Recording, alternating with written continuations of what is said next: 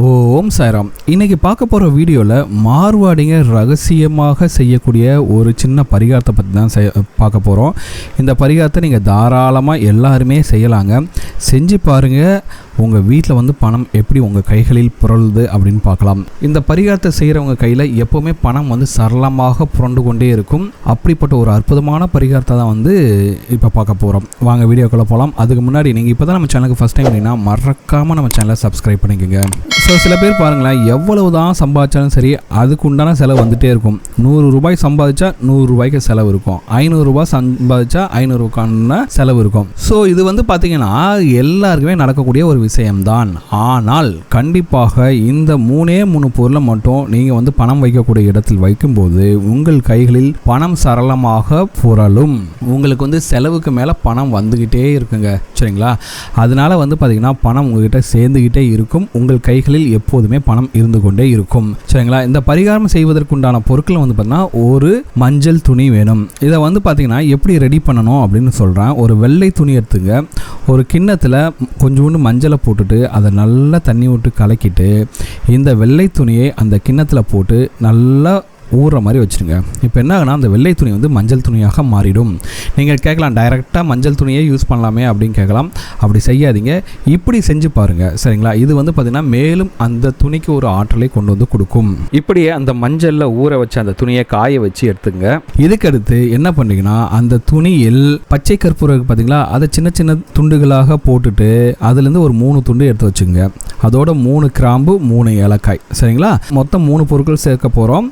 3 துண்டு பச்சை கற்பூரம், 3 கிராம்பு 3 ஏலக்காய், இது எல்லாத்தையும் சேர்த்துட்டு அந்த மஞ்சள் துணியில் வைத்து விட்டு ஒரு மஞ்சள் நூலால் கட்டி வச்சுருங்க.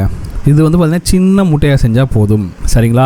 இது ஒரு மூட்டை மட்டும் கிடையாது, ஒரு 4-5 மூட்டை, உங்களால் எத்தனை மூட்டை செய்ய முடியுமோ அத்தனை மூட்டை செஞ்சுக்கோங்க. எதுக்கான திரும்ப சொல்கிறேன். ஏன்னா இந்த மஞ்சள் மூட்டை ஒரு வெள்ளிக்கிழமை அன்னைக்கோ உங்களுக்கு என்னைக்கு நல்ல நாளாக இருக்கும் பாருங்கள், அஷ்டமி நவமி கரிநாள், அதை ஒரு நல்ல நாளில் இந்த மூட்டையை ரெடி பண்ணிவிட்டு உங்களுடைய பூஜை அறையில் இருக்கக்கூடிய ஒரு விளக்கெல்லாம் ஏற்றி வச்சுட்டு உங்கள் வீட்டில் இருக்கக்கூடிய குலதெய்வத்தையும் உங்களுடைய இஷ்ட தெய்வங்களையும் உங்கள் பூஜை அறையில் இருக்கக்கூடிய எல்லா தெய்வங்களையும் மனப்பூர்வமாக வேண்டிக் கொண்டு உங்கள் கையில் எப்போவுமே பணம் இருக்கணும் அப்படின்ட்டு நீங்கள் மனப்பூர்வமாக வேண்டிக் கொண்டு இந்த சின்ன சின்ன மூட்டையாக வச்சுருக்கீங்களா, இதை என்ன பண்ணிங்கன்னா உங்களோட பீரோவில் ஒன்று வைங்க, உங்களோட பர்ஸில் ஒன்று வைங்க.